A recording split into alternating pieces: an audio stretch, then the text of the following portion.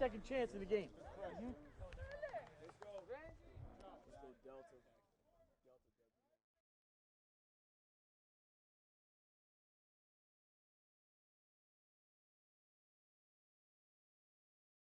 I'm Ron Planz, head football coach at Lake Zurich High School in Lake Zurich, Illinois.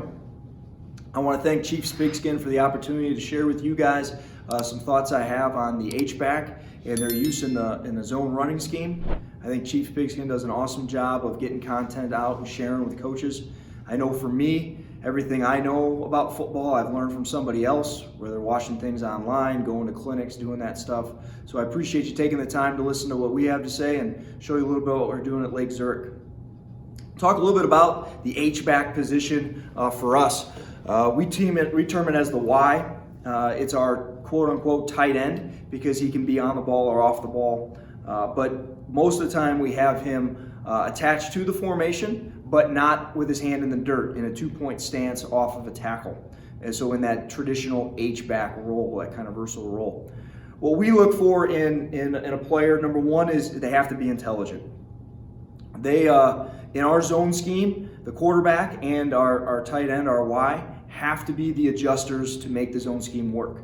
We don't want to put that onus on the five guys up front. We want to keep that for them as simple as possible. We want to keep it as simple as possible for the tailback and the receivers in the run game. So what we do is we put the onus on the H-back for us and our quarterback to be the adjusters to make our zones work. You can get away with any kind of shape, size, ability level of a player as long as they're tough. Height and weight doesn't really matter to us. We're just looking for guys that are tough because we're going to ask them to lead block. We're going to ask them to block outside backers. We're going to ask them to block defensive ends. We're going to ask them to get up on guys in space. So we just need a guy with a competitive, tough attitude. It doesn't matter if they're 6'3", 220 pounds, or if they're 5'9", 155 pounds. If they're tough, willing to stick their nose in there, get the job done at H-back, they work for us. All right, so now we're going to get into talking a little bit how we use our H-back, or as we refer to it, the Y, in our zone running game. For us, the Y is paramount. He has to be as smart as our quarterback. We try and keep it the same for everybody else. Every time we switch from a different kind of zone, whether it's lead zone, wham zone, bypass zone, we try and keep the rules the same for our offensive line, our receivers, our tailback. And then the two guys that have to adjust are the quarterback and our Y. Our Y has to know the difference between those zones and what his responsibilities are, and our quarterback has to understand his reads. So for us, we're going to really concentrate today on our Y, or as most people refer to it, the H-back, and how they impact our inside zone. We like to attach our Y to our formation. Some teams like to run inside zone from a spread look. We like to get into more of an 11 personnel and run our inside zone with an attached H-back or Y. Off the ball, we do have formations and different things that we do where we put them on the ball, but primarily today we're going to talk about him being off that ball and being that versatile back and forth H-back that most people will recognize. The reason we like to attach him to the formation is because we feel it helps us know what the defense is going to do alignment-wise to us. Now, obviously, they can stunt and move and twist and do different things, but at least from an initial alignment, this helps us understand where they're going to be. When we spread out and we give some different looks that way, there's more variables and more ways teams to play it. We feel like if we show a true run strength side, that helps us know how the defense is going to attack it and then what zones work best for us throughout the game planning process and through the flow of the game based on what they're doing with their adjustments. So on the screen here, you can see we have our basic alignment. This is our 2x2 attached set. We have the back offset away from the Y, and we're working our inside zone play to the right. This is our lead zone play, and I have it drawn up against a 4-3 over front. A lot of times when you attach a tight end, you tend to get the 3 technique to that side. So we usually draw that up because of that extra gap created. They don't want to have that backer removed. We were able to get then these 3 backers pretty much in those spots. This guy can be wider, he can play around with his alignment, but that doesn't really matter to us.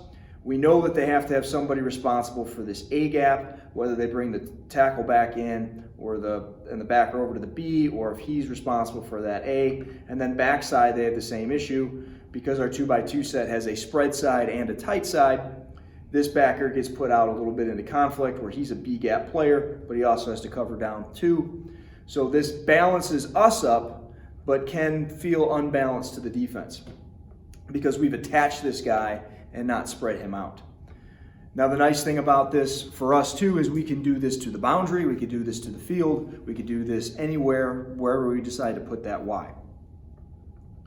Because we create an extra gap here, most teams have to maybe roll down a safety, do those things, but we know inside that with this lead zone, we're going to get a backer here or outside that we can work to. This does not affect our offensive line in any ways, even if there's stunts or movements, because of this bonus player here, they're not worried about anything that's coming off the edge. That's why we like to run our lead zone to the with an attached tight end. All right, so here we come out in our basic 2x2 attached set. Again, just like the drawing, we have our back offset, we have our Y here. Okay, we've put this one into the boundary. As you can see, this creates quite a bit of field space.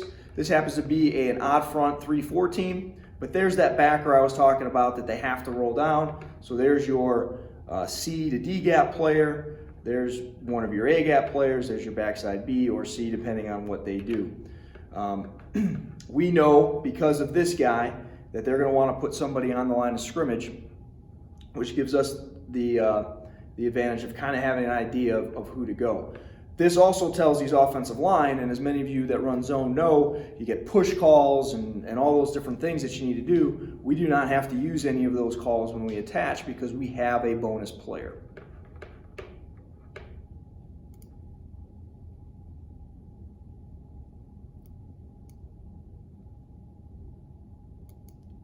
So off the set, the guys kind of declare who's responsible for what gap. Tight end here, our Y, is working towards this outside backer, and he's just working to get hat placement the best place he can. What we tell our offensive line, not to get too in depth with them, is just get hat play side. We tell the same thing to our H-back. Get your hat play side, let the tailback figure out what's going on. So as we climb here, we're getting good push. Obviously with the backside read, this guy's in a little bit of a pickle. He either has to take the quarterback or play the dive. That's what the quarterback is reading. He's worked himself too far up the field.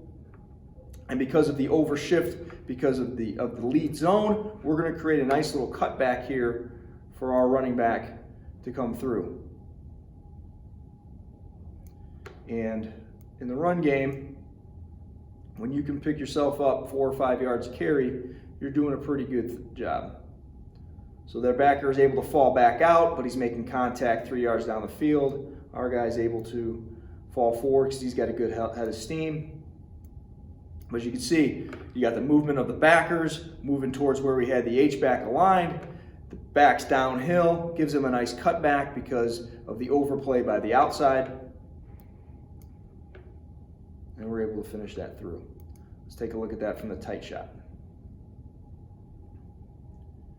Okay, so you can really see the flow of those backers working that way. The inside zone flow of our offensive line pushes them that way.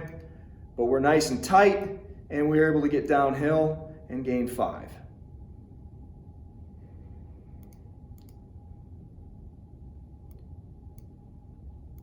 Okay, same issue. We have a touch tight end. We are not in our 2x2 set, but we are in our 3x1 set with the attach. The great thing about this for us is this box is the same box for us no matter what. Everybody has the same rules. Doesn't matter if we're in 3x1 or 2x2. We get to keep the same box, same reads, all those things. Some things that we will do, you notice here, we have the back on that side. You can see the late shift by the defense. Now we're going to motion back over into our 2x2. So again, you can see just attaching that H-back, or that Y to the formation, causes the defense to shift over, play that side, and then we'll come back with motion, and we have numbers. So in the last play where the backers overflowed and created a cutback, we now have numbers play side, the read is the stay front side, and we're able to work forward for a gain of 9, it looks like. Again, they overshifted, we motioned back, they couldn't shift back and change, so we're able just to run the nice, easy lead zone right downhill. Show that from the tight, you can see the shift, lead zone, extra blocker, offensive line doesn't have to worry about it. Now, is it a great block by this guy? No, he's working to get his hat outside.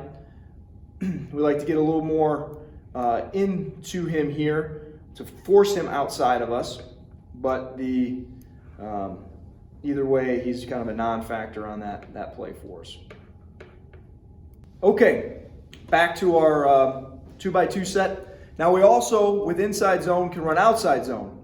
And I believe you have to have the ability to run outside zone with inside zone, especially to dictate the lead play. Because this gets that flow. So if you're mixing in inside, outside, helps setting up that flow. I don't believe it matters which one you do first, because I think if you hit a team with an inside zone, the backers tend to get slower first, and then you can hit them with the outside zone here. If you come out with outside zone first in the lead, then they have the ability to overflow, and then you have the cutback like we saw in an earlier clip. It does not matter which zone you do first, whether you do inside zone or outside zone. Some teams call it wide zone. But that H-back being there, the defense has to account for that extra blocker, and they have to get over there. And if they stay backside and play your inside zone too much, you now definitely have numbers play side. This is a really good block by the H-back, our Y here. Getting headed across, drive. Defensive guy is going to pick a side. If the defensive guy would have held firm inside, he would have pinned him in. He decides to fight outside against that reach, so we'll pin him out, and the running back does a nice job of cutting off that. Look at it here from the tight shot. This is a little bit more of our outside zone footwork up front, but the rules are all the same for the H-back and the quarterback in his read. As that guy fights outside, creates a cutback for us, and we're able to get up the field. Okay, this is another outside zone look. As you can see, we're in our 3x1 set. There's that overhang backer that we know is there. It leaves us with 2 backers in the box.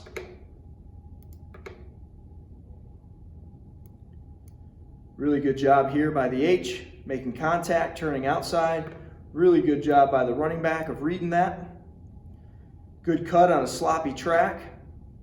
And we got some great blocking downfield. We've got some pretty good running by the tailback. Go ahead and take that to the tight. Everybody's working with their normal rules. They don't have to worry about push or anything like that to get outside. Get good blocks on the edge. Good run.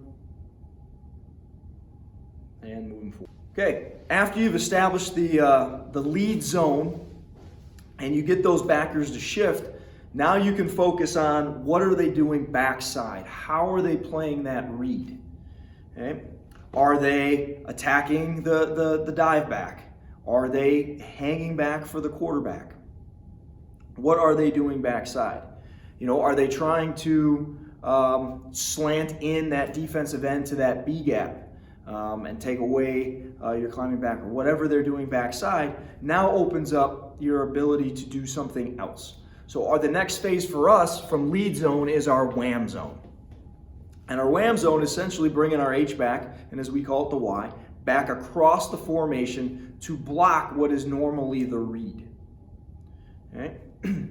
So as you can see here on the diagram, our Y is coming back to block the read. The quarterback is going to do his exact same footwork. If we're getting a team that's settling and playing our quarterback. Last year we had a really mobile quarterback. A lot of teams would do that. They would keep this guy on the quarterback. Well, now as he's sitting there standing at the quarterback, we're able to come through and make sure we can create that cutback lane by digging that guy out. Tailback has nothing different than the lead zone. Offensive line has nothing different than the lead zone. They're going to work their steps. They're going to go their way. We're going to come back and take care of that backside read, and then the running back's going to do his thing. So we're going to head over to some film here. Okay, so heading over to the film, you're seeing the basic formation that we've had for the lead zone. Now we're going to run our Wham zone. So a couple of coaching points with the Wham zone. The idea, and we're not doing a great job of this is something that we struggled with a little bit this year with our Wham zone, is we want our Ys or H-backs to what we call paint the fence. We want them to be as tight to this line of scrimmage as possible so that they can get a good dig out of the defensive end or the outside backer, whoever that C-gap defender is. We want to make sure that they can dig him out. Now, on film, this team here that we were playing set their guy up the field, which a lot of teams tended to do to play our quarterback. So our H's or Y's kind of took advantage of that and knew that they could stay a little flatter to still get their head across to create that seam. Up front, doing the same thing, getting all of those guys to get their head across play side, and it's up to the tailback just to find his way. Let's go in here to the tight shot. So again, you can see this team is overplaying our set with the safety roll down. He's about 2 yards behind the backer depth here. That's their bonus player to account for our lead zone. We do run lead zone with same side handoff, which we're doing here with the backside zone, which we had in this game, where we're lead zone this way, inside zone footwork, but back out here. And we do the same thing with our Wham zone. So the zone by up front is still going here to the left, even though the back is set on the left and not on the back side. We do that with our running backs to make sure nobody tips off what side we are in for gun. So this is the same side for us. As you can see, the running back bending back towards the zone path. We have a nice kick out block by our swiping H-back here, Wham. And nice, easy, good read by the tailback. Just being patient and working. And that extra defender that they brought down for the lead zone is a non-factor because we're not running lead zone, we're running Wham zone.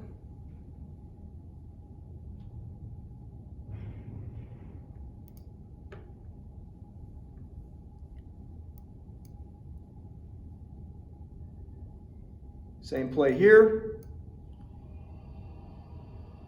As you can see, even with the backfield action going this way, just having the H on this side, watch the footwork of these linebackers.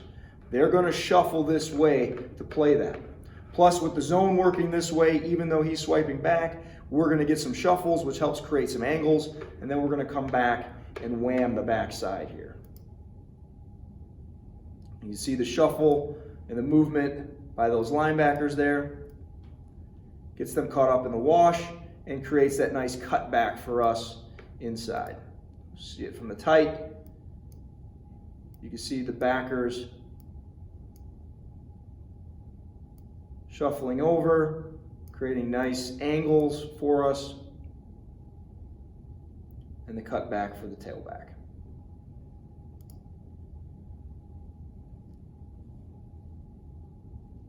Next play here.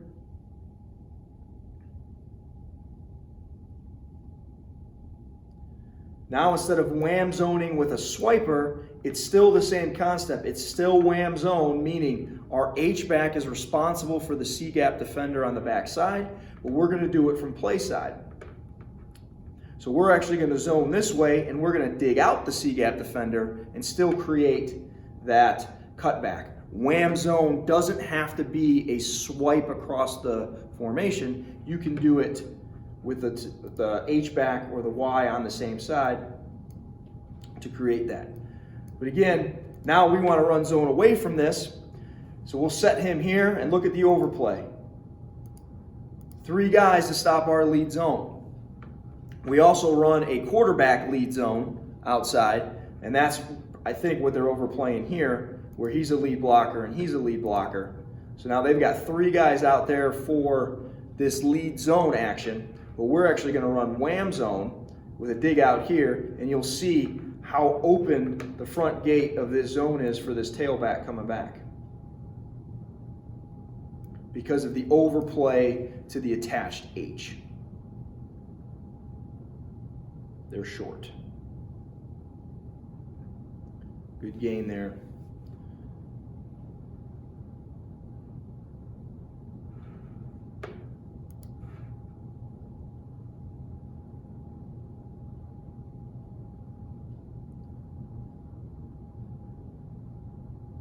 Here we are again. Same play where we're working zone away from the H-back this time. He knows he's responsible for the backside C-gap defender, so he has a dig-out block, does a nice job of positioning his body in there, and it doesn't have to be a kill block. He just has to get his butt in the hole, keep the outside guy there, create the cutback for our tailback. So we just hit this play earlier in the game or against the same team where we went out the front gate. Now they're going to stay home a little bit more, not overplay the lead zone backside, and that's going to create the cutback for us.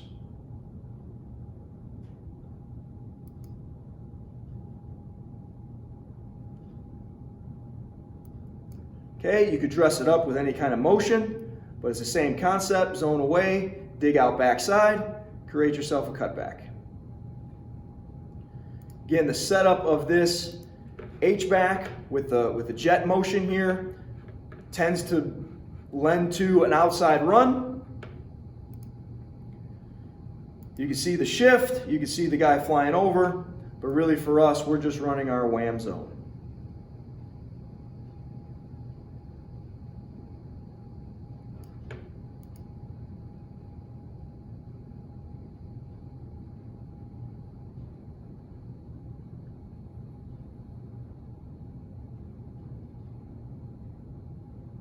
Okay, we're back to working our wham zone with a swiper.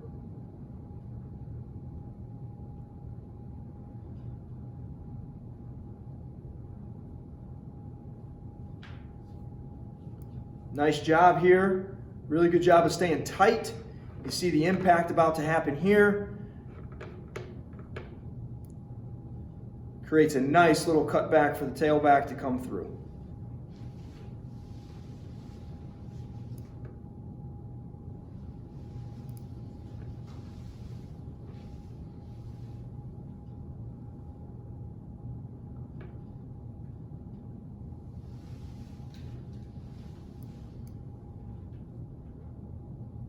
We got the dig out block again here. Wham zone for us. Cut back created. Nice easy run for the tailback. Watch it from the tight.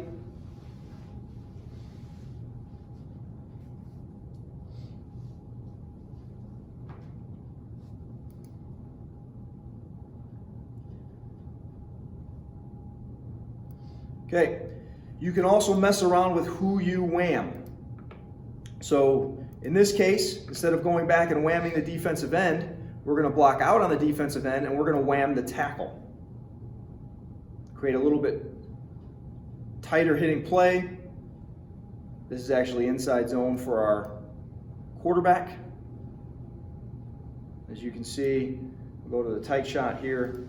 You're going to get a nice block by the swiper here on this tackle, who's not used to playing that, and it creates a nice hole inside for the quarterback.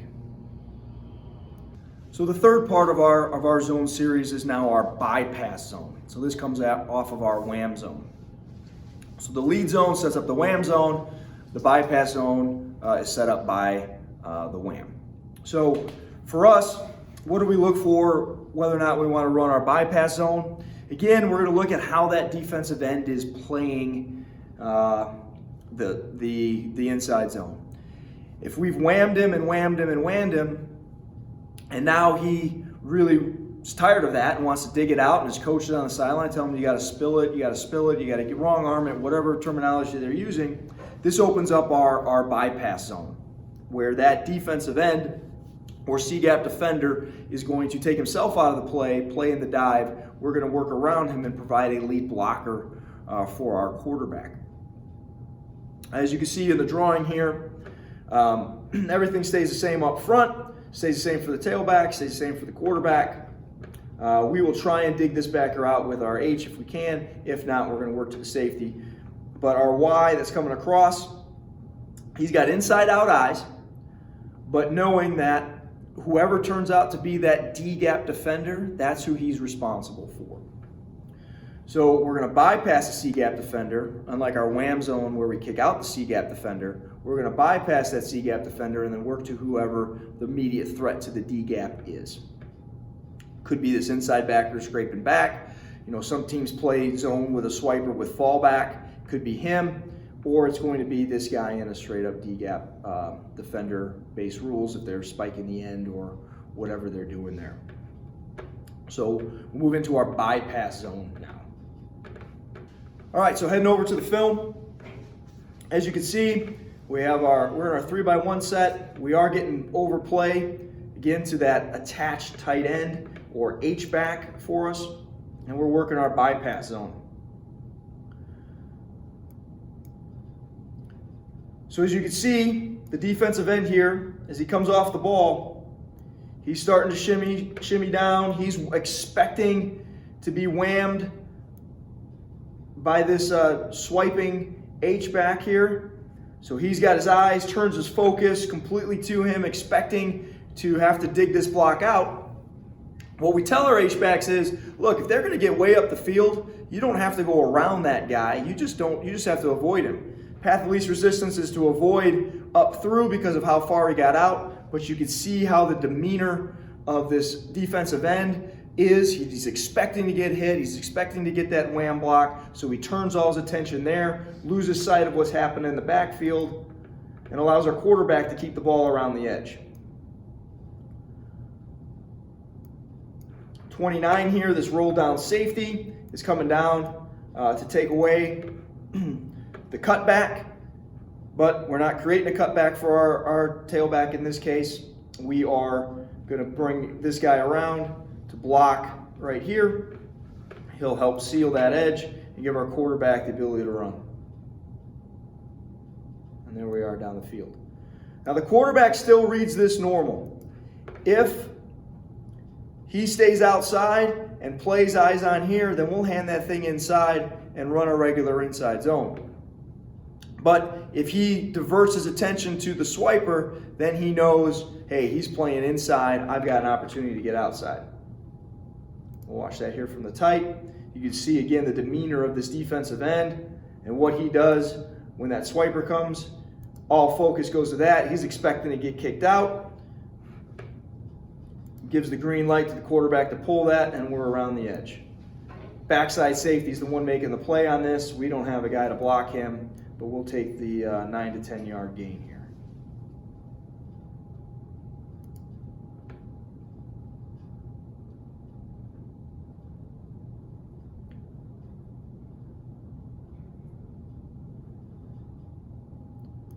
Similar look. We get the three down odd, kind of almost a bear front. So the outside guy becomes the C-gap defender as they're slanting in there here. Watch the backers shift over to overplay the zone here with the attached tight end or H-back.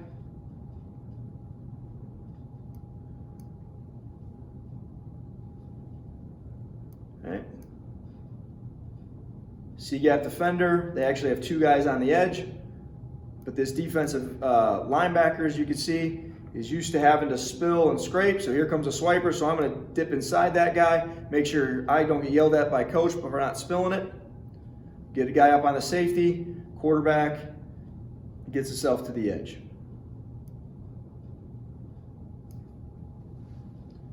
Again, watch the reaction here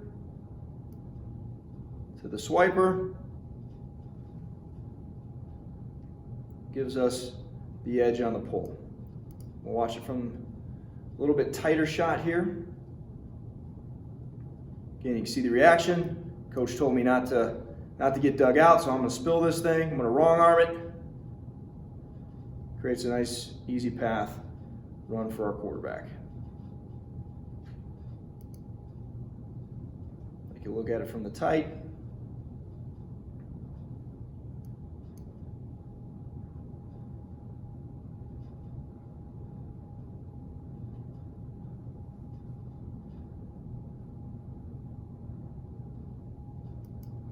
And that's the bypass zone. Hey, thank you so much for spending time with me talking about using the H-back in the run game. I really enjoyed it. Chief Pigskin's done a nice job of getting things out there. I do have a mini clinic as well about utilizing the H-back in the passing game, so please check that out. If you need anything, don't hesitate to reach out. My Twitter handle and email is on this slide here. Love talking ball, love to get a chance to pick anybody's brain on football, so if you want to reach out, please do.